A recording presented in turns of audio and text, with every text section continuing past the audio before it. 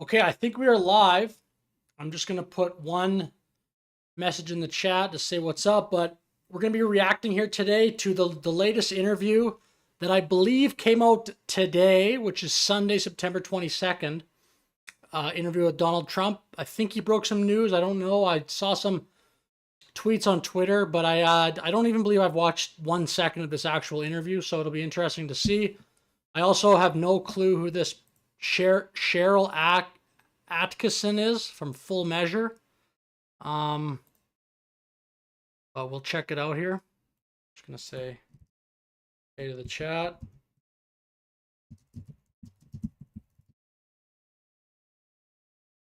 And then we will be off to the races.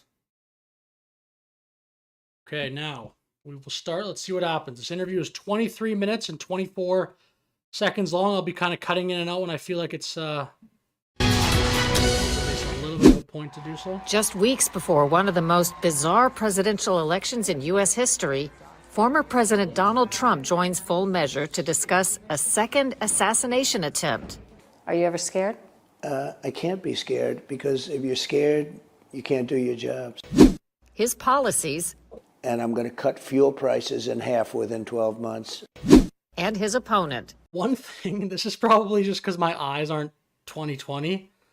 I don't know why all these news stations do this, these graphics. I feel like there's lots of probably old people that watch all these news that some of these news stations have the most intense animations. If you're scared, you can't do your jobs. His policies. I'm just sounding like an old man right now, but I would like a little bit more elegance in a transition. Cut fuel prices in half within 12 months. And his opponent. So, first of all, she can't do an interview. She could never do this interview because you ask questions like, give me a specific answer. If you're not successful this time, do you see yourself running again in 4 years? Yeah, that's the news that I saw on Twitter. So that's a great question. Props to whoever this woman is, I have no idea, but that's a great question because, and I actually think that President Trump, thank you for agreeing to an interview less than 7 weeks before. My answer to that question, or what my take on it at least, is I think that I would have said probably a few months ago that Trump is just going to run again in 2028 and probably successfully get the nomination because he has such a strong hold on the MAGA base. Like, they love him, and there's enough people, I think, that he could get a plurality in the Republican Party. If he's running against in 2028 7 other people, who's going to beat him? He still has so many fans, and it would just make him so hard to knock him out of that position, especially if there's, say, 6 other people splitting the rest of the vote. That would be like an anti-Trump thing. But my take on that is completely changed, and I'll get into this a little bit more when he answers the question, because I don't think he has the stamina that he did back in 2016. I think he for sure could still be the president based on the amount of stamina that he has. And you could also argue that just being older in life in many ways and having already been in the White House is an advantage, but he's doing a lot less rallies than he did in 2016. Maybe that's strategic. Maybe he doesn't need to. Maybe he's kind of a known commodity, but I don't know, doing less interviews, but let's let it play. That's the reason I don't think in 2028, to finish the thought, I don't think he would anymore. I think he'll just, I think if I would speculate on this, I think he knows that in 2028, he's just going to be more of an advisor type thing. Before the election. Thank you. Harris and her campaign have called you an existential threat, a danger, and said that you will be a dictator. And after the second attempt on your life in a row, afterwards, Hillary Clinton said, you're a danger to the country and the world. Do you blame that kind of rhetoric in any way for inspiring assassination attempts, or do you think it's completely unrelated? Great question. Well, I do, and a lot of people say that, but more importantly, it's really just the opposite. They are a danger. They're destroying our country. They're allowing millions and millions of people to come into our country that shouldn't be here, people from jails and people from gangs that are all over there, like Caracas in Venezuela. Their crime is down 72%. See, he just goes to immigration. This is what he's doing in the debate.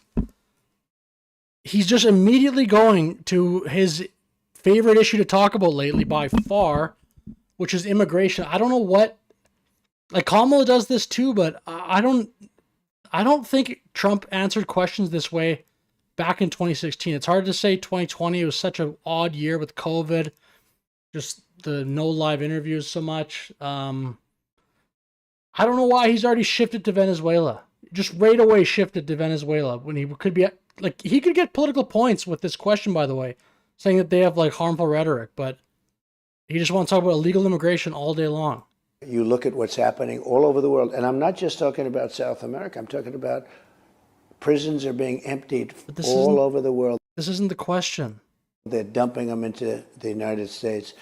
Criminals are being taken off the street in cities and places all over the world. They're being dumped into the United States. Mental institutions are being emptied out into the United States. They are a threat to democracy. What they're doing to our country, they're poisoning our country. They're poisoning it. And you can take a look in Ohio, what's happening. You can take a look at Aurora. Yeah, see, like I just have watched a few of these interviews lately. I don't think this is a great answer. Trump calls us the weave. He'll just talk about whatever he wants to talk about, anything stream of consciousness he has. Then he'll get back to the original question, which he, to be honest, he kind of does do that usually. He will usually bring it back, but I don't consider that like an adequate answer, really. Why not just answer the question? That's pretty friendly of a question. Like, she started off a little rough in terms of like what they were saying about him being a dictator, but then she gave him like a pretty easy chance to say, yes, their rhetoric is harmful, and what Hillary Clinton said after I had 2 assassination attempts is suspect. So anyway, let's see how he finishes this answer. In Colorado, and see what's happening. But those are 2 that have been in the news. You have hundreds of little towns and cities that are being taken over by migrants, or at least being horribly affected by migrants. We have 21 million, at least 21 million. They have a lower number. They say 16 million, whether it's 16 or 21, but I think it's much more than 21. And they've come into our country, and they're tough, and they're nasty, and we're going to have to do something about it, and fast, or we're not going to have a country left. And they're the ones that are the threat to democracy. So he just tags it at the end with that. Just talks about immigration for 2 minutes, but they're the threat. If elected, you will arguably... Oh my goodness. I got to say, like Donald Trump, I got to give that about a 1 out of 10. 2 out of 10, I guess. That was not a great start. Be the most targeted president in American history, whether we're talking about foreign threats or domestic threats. Does it change how you can govern? If the Secret Service, or some people say they can't guard you effectively at a static golf course, how can they guard you on an overseas trip? Well, I think we just have to... Another great question. That's 2 good questions. I don't know that the CNN would ask them that way. It's just a straightforward, unbiased, to me, it's a good question. It's not only a good question for Trump, just for someone watching this, for the state of American politics and American Secret Service, how they're securing their political leaders. That's a great question to ask specifically to Trump, not necessarily to hear, just for the viewers to see how he answers this, not even for politics' sake, just for the sake of how secure you would be, or how the reputation you'd have of the institutions for America. So I want to see what he says about this. Do what you have to do. The only ones that... I had a little word salad there. Really are trouble are consequential presidents. So in that way, it's a very nice honor. But it's true. I mean, I was a very consequential president, and would certainly be, and maybe even more so this time, because I understand the system. I understand countries. I understand who rips us and who doesn't. And a lot of people don't. A lot of people don't have a clue. They don't even know what's happening. And I think that I will feel safe. I think I'm going to feel safe. Are you ever scared? I can't be scared, because if you're scared, you can't do your job. So I just can't be. I have thus far had somebody protecting me, because you almost think it couldn't have just been 2 times. I mean, 2 times. So he didn't give really any information there. I get, probably for him, though, it's tough for him to say anything but I feel safe. He's got to depend on a Secret Service for his own life. So it's tough. I mean, I would love of him to give a more detailed answer there, but he basically just said, I'm safe and people think I'm great overseas. Times, if I go another 300 or 400 yards walking, which I would have been there in a few minutes, right? Probably 15 minutes. Nasty things could have happened, would have happened, but we had a very good Secret Service agent that spotted a rifle coming out of a very, very dense group of trees and foliage and plants, saw the rifle, and he started shooting. He didn't talk, he shot. And then they caught him with the help of a woman, by the way, that got the license plate, and they were able to get him in a high-speed chase down a highway. That was one. And then, of course, Butler. Everyone knows about Butler. That was a quick turn of the head to show a chart. That was a good immigration chart, showed what a good job I did, but that will go down as my all-time favorite chart. In looking at a possible second term, I think people are curious what specific positions you've discussed giving to Bobby Kennedy, Elon Musk, and Tulsi Gabbard. 3 people, by the way, who... This woman is crushing it. These are all great questions. All questions that I wanted someone to ask him. And I didn't even really think about it exactly. This woman is bringing it. Who were Democrats, or in the case of Musk, I don't know, at least supported Democrats. What specific positions do you see them holding? And we have a lot of other Democrats that have come aboard and will come aboard. Bobby will do great on health and on the environment.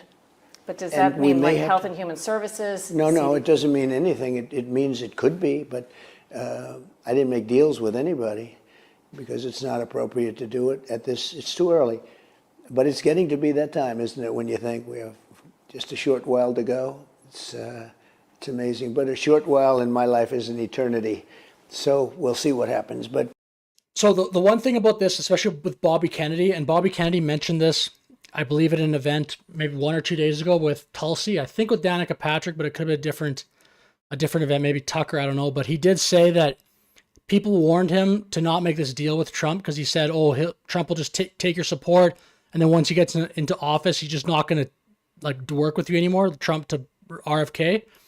But RFK made the point that the best contract that he can have is just going around campaigning and letting everybody know that him and Donald Trump are planning to work together. I agree with that, because if Donald Trump does win and then just totally cuts out RFK, he can just say to all these supporters, this guy lied, he didn't do whatever. Now, Donald Trump does not have to run for a second term, so he could, I guess, do that. However, I don't see why Donald Trump would do that. To put RFK in a position where he can go look at some of the health and human services, go look at the EPA, go look at whatever, those health-related agencies. I don't see that as being a downside, and I just see it as being negative political heat if Trump were to get in there and then just turn his back on RFK. I don't think he would do that based on just the way the incentives there would line up, because the other thing potentially you'd say, RFK is too left wing for Trump. Trump is not very conservative, traditionally. He is in some ways, but he's more just pragmatic and populist and wants to do basically what's popular. So I think Trump will work with RFK. That's my take on that. And I think RFK makes a good point when he says the best contract that I can have is by just going out and talking about all this, talking about our alliance, talking about how he claims the unity government. And I agree with that take from RFK. Bobby is a really, what he's done on healthcare over the years. I mean, I've known him for a long time. And with him, it's eating what you eat, what chemicals you put in your body. I mean, he's been fighting for this for years. He looks at other countries where they don't use chemicals, or they use much less than we use. And the people are healthier than they are in the United States, which is not that healthy a country. So this is Trump's best answer so far. That was great. That was good detail. That was correct. That was awesome. I wish he would answer more of these economy-related questions like this. Like in the debate, he did not do this. He should have said inflation was up by 8%, 9% for years. Now it's come down a little bit, but those prices still remain high. That doesn't just fix everything. If you get back to 2% inflation, You still have all those price gains in the previous years. You would need deflation to correct it. So that was a great answer, though, talking about how other countries have less chemicals in the food. And that's essentially the exact same thing RFK would say. Pretty much. That's what RFK would say if he were here. So that's a great question. And that's good detail, too, from Trump there. Also environmentally, and I understand the environment, I think, as well as anybody, but I also want to have the greatest economy. We had the greatest economy ever, and we're going to have the greatest economy again, even better. Anyone. We're going to bring back the auto business. We're going to bring back a lot of businesses into our country that nobody thought would have been possible. Now they think it would have been. And what I did during my term, I had the greatest economy in the history of our country. I think in the history of the world. There's never been such production that we had. And I'll be able to do it again, and I think very quickly. One of the assets we have is we have more liquid gold, meaning oil, etc., under our feet than anybody else, than any other country, including Saudi Arabia and Russia. And see, so now he's just going off on a tangent, but I still think this is his best answer. Now he's not really talking about where would Elon Musk, Tulsi Gabbard, RFK be in the cabinet. He's just going back to the well. And we were energy independent just a short while ago. We'll be energy independent, but we'll actually be energy dominant again. And we're going to make a lot of money. We're going to pay off debt. We're going to pay down debt. And we're going to do things that nobody would have thought possible. But Bobby's great. Tulsi has always been good from the standpoint of common sense. She's like a common sense person. I've watched her for a long time on shows. I've known her a little bit. And it was a great honor when we got her. She's, you're right, she was a Democrat and popular too in Hawaii. And she will be terrific. And Elon Musk? Well, Elon is Elon. I mean, Elon, yes, good follow-up just to make sure he touches on it. W for the reporter again. He's endorsed me very powerfully. He feels this is the most important election we've ever had. And as you know, he probably has a couple of other things to do. But he's indicated he might be willing to help with like government waste type issues. What he will do is, and the thing that we talk about more than anything else is exactly that. It's costs. He's a big cost cutter. He's always been very good at it. Yeah, this woman did her research for sure. She brought up that I think that's the best thing Elon Musk ever said, at least best idea that could lead to more prosperity if you just at least go in there and audit. Take a look at it. A lot of it's probably good, but a lot of it, I don't know. And I'm sure it probably has not had a real serious look just how big the U.S. government is for quite a while. At it, and I'm good at it. But Elon, I'll tell you what, he will go in and he'll say, "This is what you have to do. You have to do this." He is so into that. He feels there's so much waste and fat in this country, and he's right. He's 100% right, and he's been just great. He's given me ringing endorsements. Even though I disagree with him a little bit on the electric car, but he agrees with me from the standpoint that not every car should be electric. They have an electric mandate that will put Detroit and every other automaker out of business entirely within 2 years. And I'm going to terminate that immediately. That'll be in the first day. I'll terminate it. And we want electric cars, but we want really to have all cars. You have hybrids, you have everything. You have gas. So again, this is a good answer from Trump. He's getting a little stronger in the middle here. I like the fact that he's saying Elon Musk is supporting me, even though we disagree on this one issue. I think that's a great message, and I wish that politicians and Trump and everyone would talk about that more. I think that's getting a little bit more attention lately. Like, people are starting to at least talk about the fact that you can disagree with people and still get along or still work together where you disagree or convince one another or what have you. It doesn't have to just be the two teams going at each other. I think that's could be like the best part maybe of Trump's campaign here is he is pulling in all these figures that you wouldn't think would actually be like his strongest supporters. Like, some of his strongest and most popular vocal supporters right now aren't really true. It's not Paul Ryan or Mitt Romney. It's Tulsi Gabbard, RFK, Elon Musk. It's pretty interesting. Yeah. So I think this is good. I'm going to make a point in a second about the bad of Trump, I think. Powered cars. We have gasoline, more gasoline than anybody else. We want to use it. Right now, they're mandating electric cars. They don't go far. They're very expensive, and they're going to be built in China. They're all going to be built in China. And what the auto workers, the union, has done is just a disgrace. We've lost 50% of our business over the period of 25 years. A lot of it went to Mexico. A lot of it went to China. It went all over the world, Japan. It went all over the world. And we're going to get it back. We will be at a level that nobody would have thought possible with automaking. And I'm going to cut fuel prices in half within 12 months so that, because the energy costs. So now he's just going back to the greatest hits, whatever.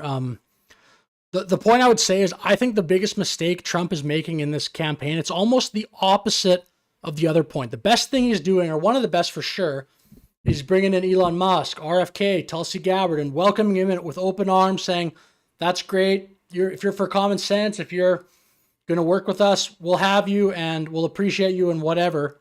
The worst thing I think he's doing are the tweets about Taylor Swift. That, or like the insult comic stuff. He's posting stuff on Twitter about just still going at people on Twitter or whatever, truth, way too much. I think people are sick of that. Just like how in 2016, or at least maybe in 2020, people are starting to become tired of the woke stuff and how politicians would say, get on their AOC, even Kamala Harris would go in there, we got to be woke, we got to be woke. I think the Democrats have realized they got to calm that down because people just roll their eyes. I feel a very similar comparison to the Trump just trying to create media circus. Like the I hate Taylor Swift tweet is a perfect example of that. The point of that just seems to be just the middle finger to the media so that they get to cover it and then he gets to stay in the spotlight. I think people are sick of that. Personally, I am. I don't want to hear that anymore. It's funny a little bit. It was certainly funny when Trump was new, and like at least the stuff that was just in like a light-spirited way was funny, but I'm tired of that. I want to hear about policy. I want to hear about people coming together, like the story of RFK, Tulsi, Elon, coming together and trying to work out solutions, Vivek. I do not want to hear more stuff about just someone said something I don't like. I got to like put my MAGA army onto them and have this constant friction online. So I think if he doesn't fix that, he's going to lose the election. Is so high. The cost, the biggest problem, and you can see this even in polling, that people have is everything's too expensive. Because under Harris or Biden or both, you can call it any way you want, under them, under this administration, the costs have gone out of control. People cannot afford it. If I cut energy, and I'll be able to cut it in half within 12 months, if I do that, the world will be, the world that we live in will be a different place. We continue our conversation with former President Trump after. That was a good answer, by the way, with Trump, though. He should talk about that more, about the rising prices. If he wants to win, obviously, he should talk about all those economic issues far more than he does. After a break. So far in this interview, we're at 10 minutes. So we got about 13 minutes left. On immigration, which you've mentioned, most people seem to think that you can tighten up the border. And for the untold millions who are here illegally that you referred to, you've talked about a mass deportation program. How is that practically possible? Because a lot of the millions of people have had children here who are American citizens. And don't you think the first time there is an image on television of a family tearfully being told to board a bus, that whole program would end? That's right. If you take This is the best interview I've ever seen in this campaign. Not ever seen, that's crazy. But like, another great question and gets right to the issue, just in a calm way. That's a tough question, but she's not answering it in a combative way. And I think that's the exact, like she just got to it right away. As soon as there's one story on television of a family being torn apart, if you're going to do these deportations, the public, like there might be a lot of public outcry, and probably the public opinion on this might flip very quickly. young woman with two beautiful children, and you put her on a bus, and it ends up on the front page of every newspaper. It makes it a lot harder. So yes to mass deportation, even of women and So children. we're going to and look so at it on. very closely. The way you phrase it is exactly right. you put one wrong person onto a bus or onto an airplane, and your radical left lunatics will try and make it sound like the worst thing that's ever happened. But we're getting the criminals out, and we're going to do that fast, and we know who they are. The local police know their names, and they know their serial numbers. They know everything about them. We work with the local police, the local law enforcement, which is great all throughout the country.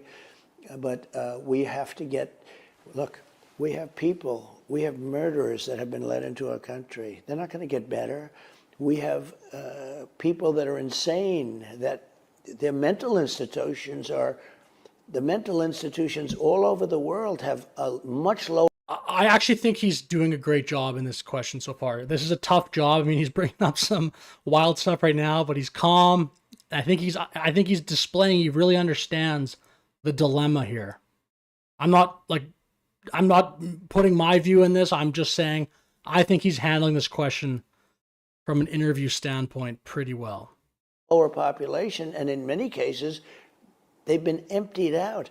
The jails are down to much lower numbers, and soon they'll be emptied out. They're emptying out into the United States of America. We're not a dumping ground. We're going to get all of those people out, and we're going to get them out fast. And we have no choice, because that's not sustainable by any country. On the economy, which you've mentioned. So, I mean, she probably could have done more follow-ups there, but I still I appreciate her tone. Like a hacky ABC, CBS, whatever reporter would have just gone in there. And I think she gave him a good chance. She asked like a very pointed question in a respectful way. So I don't know, maybe I'll start watching this show more. Full Measure. I still would say I wanted, like, I think probably a follow-up there would have been nice to just say, now, like, are you still going to do it? Just kind of make them double down on that. Just who are you going to deport? Like, how are you going to decide who and when and how to do this? For our viewers, a dozen eggs under Trump cost no more than $2.08 and as low as $1.46.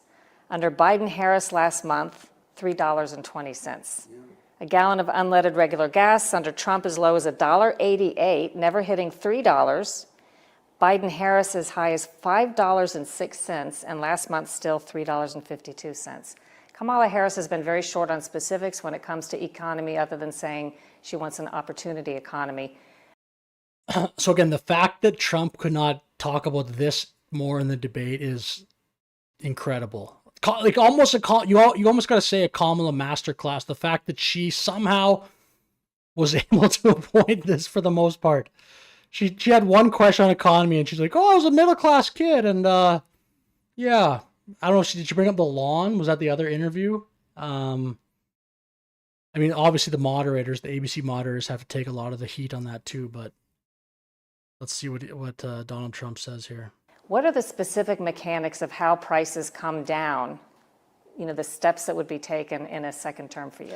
So, first of all, she can't do an interview. She could never do this interview because you ask questions like, give me a specific answer. She talks about her lawn when she was growing up. This woman is not equipped to be president. She's not equipped to deal with President Xi, who I took in hundreds of billions of dollars with him, and Putin. We had no war with Putin. Remember, and I'm just going to go off just for this, with Bush, they took a lot, Russia. With Biden, they're trying to take everything. With Obama, they took a lot. With Trump, Russia took nothing. Just remember that. You know, it's a little chart. But what happened, and when you look at what took place, was so sad. When they took over, they cut the oil way down, and oil started going through the roof. It was going. He's not answering again. This is not. Just talk about how, like, she asked, what are the mechanics to lowering prices? To be honest, like, I think he can answer it. I just don't know why he doesn't go into a better answer on this question.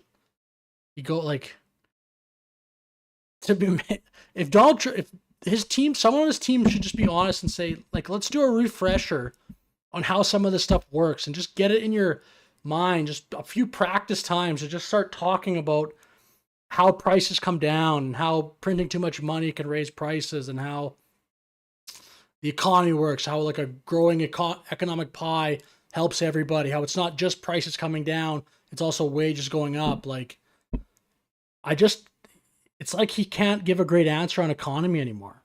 Going to go to $10 a gallon. It was going to go to numbers that nobody's ever seen. And so they went back to the Trump drilling. They said, let it go back. That was the only good thing, but they stopped. Because I would be there, but 4 years later, I would be triple what the number was. Right now, they're just about even where I was. But they only did that because of the fact that they eventually have an election coming up. And you remember at the beginning what happened. That's one of the reasons that Putin went in, because it went to $100 a barrel instead of $40 a barrel. And he could fight all the wars he wants with those kind of numbers because he's a big seller of oil and gas.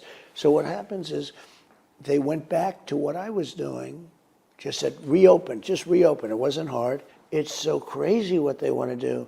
They're going to destroy lives. They're going to destroy what they have done to this country. And especially in the sense of allowing millions and millions of people come in, because that's something, you know, we can fix the gasoline situation and we can fix the anything. Do prices come down magically? See, just right back to immigration. See, like, this is a good follow-up. I was about to just cut in and be like, what the heck are you doing again?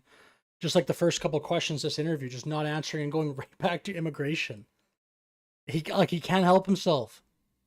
Because it's not them? They come down with energy and they come down with interest rates. We're going to get, as I see, that's not a great. That's way too broad and way too vague. Told you, we're going to get energy down by 50% in 12 months. We're going to have it. It's going to be a major smash on energy.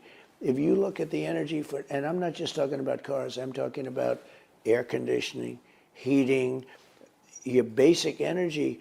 Look, it's part of it, certainly, but like producing more oil, yes, that'll make probably the cost of gasoline and a lot of these things he's talking about go down, but there's other parts of the economy. Like, where's the general answer on just the producing more?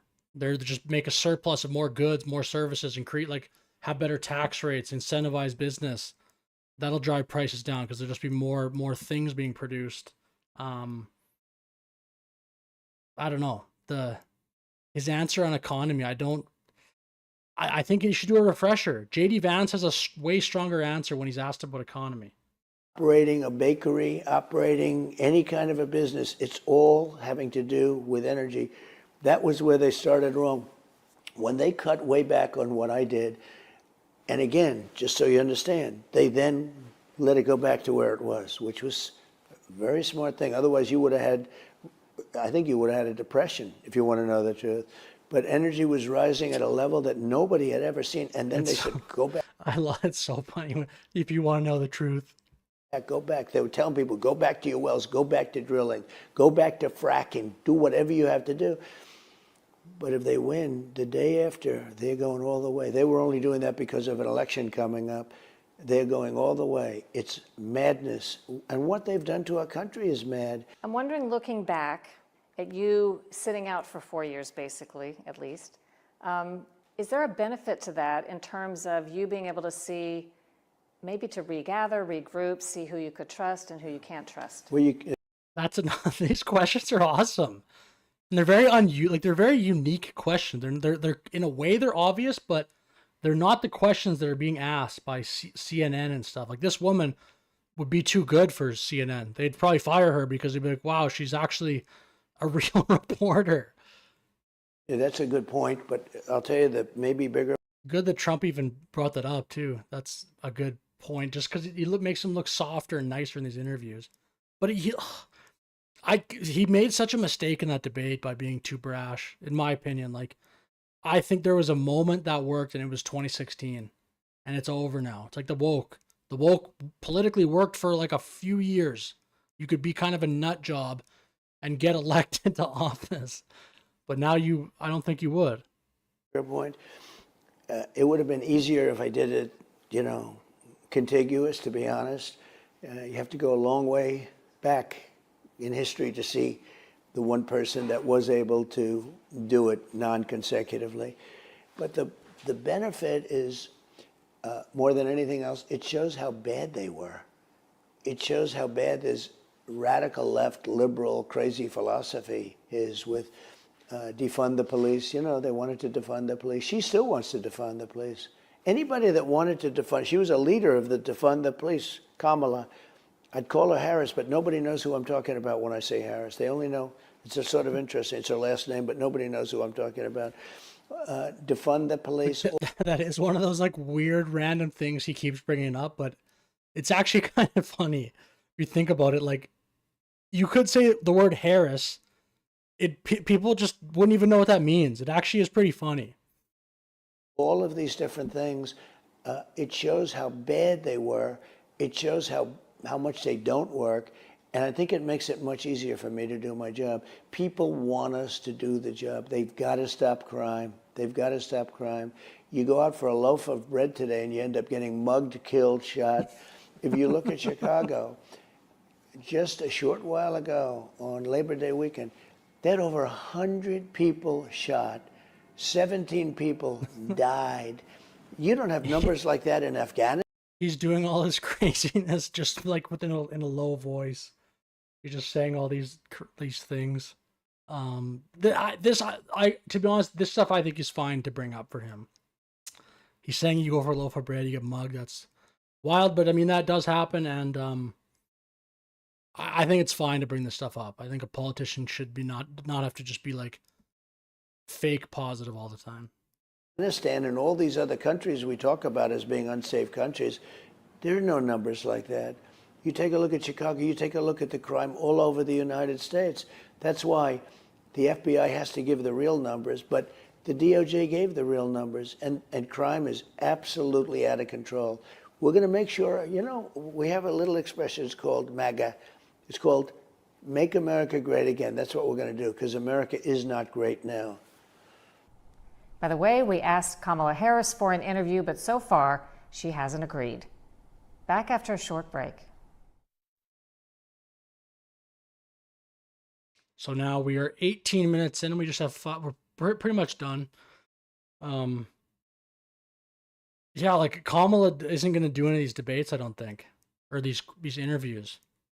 And I think she's kind of positioning it smart in a sense to still be challenging him to a debate while just not accepting many interviews at all. And it kind of like gives her some plausibility to just say, or some plausible deniability to just say, well, I tried to get a debate. Why didn't you do any interviews? Well, I tried to debate him. I don't know. On COVID, you frequently say at your rallies and so on that you don't feel like you get enough credit on COVID. But by nearly every assessment, the CDC failed miserably at job one. And yes, the COVID vaccines were developed in record time, but as we now know, they don't prevent infection, illness, or transmission, and they have very potentially serious side effects. Do you think that maybe they were approved too fast? And in hindsight, based on what we know now, what would you have done differently? Well, Yeah, this woman who could never work at those other ones. She's just like too good at her job. That's that's a difficult question again, asked in such a calm way. I think they're doing studies on the vaccines, and we're going to find out, and it'll come out one way or the other. But I really had a mandate to get vaccines This is a good answer by Trump so far. As a politician, this is good. done, and I got them done very quickly in record time. The Democrats love it. You know, the Democrats love it, and the Republicans don't. It's Love very what? interesting. The vaccines, they love it. I have a friend of mine who said to me, why don't you talk about the vaccine, what you did with the vaccine? He's a Democrat, but I'm sure he voted for me. He said, what you did was the most incredible thing that any president has ever done. You've saved hundreds of millions of lives all over the world. And this was just recently, very smart guy. He said, I don't understand why you don't talk about it. And I don't talk about it. But if you go to Pfizer, if you go to some of these companies, they have charts and they have all sorts of statistics. And I say, why don't you release those statistics? Let people know. But I don't talk about it. I can say this, the Democrats would love to claim it. The Republicans don't want to claim it. But it'll be determined, I'd say, over the next 12 months. I say this in terms of overall, I think I did an amazing job with COVID. I never got the credit for it. Remember that more people died under Biden-Harris than died under Trump. This is a good answer from Trump, though. He's actually answering the question, and he's not talking about immigration. Well, you got to think that during COVID there was immigration. And they had a much easier time because when it came in here, nobody knew what it was. It came from the Wuhan labs, which I always said, but nobody really knew what it was, where it came from, nothing. They knew nothing.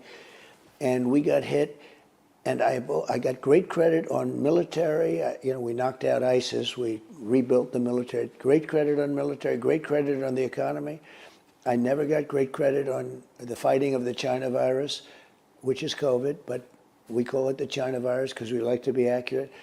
But if you think of what I've done, I took a disaster that came into our shores, that dust flew in from China, and we started making things like the ventilators. We were supplying the whole world with ventilators within a period of 7 months. We took auto factories and started making ventilators in auto factories. We did the gowns, the costume, all of the different things, all of the rubberized products, the masks, everything. And we also had to go because when I took over, the cupboards were bare. We had nothing. We were supposed to have, but we had nothing. And in all fairness to previous presidents, the reason is that nobody really thought a pandemic in this world, in this age, was possible. You remember 1917, we had the great pandemic that people talk about. 100 million people, they say, died. And basically, this would have happened here, too. And it didn't happen here.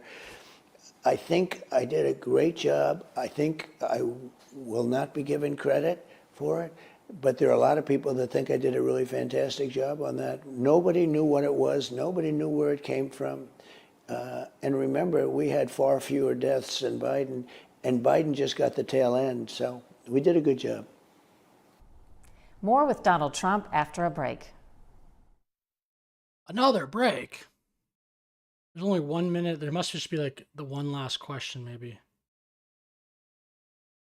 Yeah, it looks like there's just one more question. I have two quick questions that are just sort of one sentence maybe. What are two things you do to stay healthy? Good question, too. This is actually very interesting about Trump. He still looks pretty good, especially for his age. And I don't think he exercises at all, other than like golf, and that is exercising. And then he does all like just public appearances. That would be somewhat of exercise, I think, for sure. But I don't know. Then he like talks about drinking Diet Coke and McDonald's. Well, I used to play golf a little bit. That gave me, so I don't know, but it seems to be quite a dangerous sport in retrospect. I try and eat properly. I do the best, and I try and get some. I do, but proper hamburgers. But I think he actually has lost a little bit of weight. Like, not too much, but there was a time, maybe a couple of years ago, he looked a little bit bigger. I might be getting the timeline wrong on that, but I think let me know in the comments if you don't agree with this. I think he's lost a little bit of weight. I like perhaps all of the wrong food, but then I say, does anybody know what the right food is? I have people lecturing me for years, oh, don't eat this, don't eat that. They're gone. They have passed away long ago. And here I am. So I'm not sure I want to make too many changes. And then, if you're not successful this time, do you see yourself running again in 4 years? No, I don't. Great question. Then that's so smart. I talked about it at the beginning. I'm just gonna go back so I get his full answer to that, because this is the question that was trending on Twitter. If you're not successful this time, do you see yourself running again in 4 years? No, I don't. No, I don't. I think that will be it. I don't see that at all. I think hopefully we're going to be successful. Mr. President, thank you for the interview. I appreciate it. Thank you very much. Thank you, Cheryl. So that wasn't me. I don't know if this just uploaded like that, but I did that kind of cut off. That wasn't anything I pushed. From Mar-a-Lago, I'm Cheryl Atkinson. But this woman brought the heat. That was a great interview. That was the best interview I've seen Trump do this whole entire campaign. Just honest, fair, difficult, some easy-ish questions, great mix, great like somewhat obvious questions, but questions that weren't being asked. And maybe not even obvious. Like there was just some ones that I think are like questions that, like that last one certainly is a great question. Where would you put all the cabinet members in your cabinet? I mean, I can't remember all of them right now, but those were all pretty fantastic questions. So I'd give full measure. I'd give her an A+. That was great. And I think Donald Trump did a pretty good job too. He keeps going back to the immigration stuff. He played it more calm, which I think is good. And he didn't do any like crazy insults, because I think that's the thing that could. I think if he wants to win, he's got to dial that back. He's got to get people in the middle to think that he's going to tone it down. And if he does win, it's not going to be the circus again so much. I really think that. So anyway, if you disagree with that, let me know in the comments. But either way, I'm going to end the stream. Thank you for watching.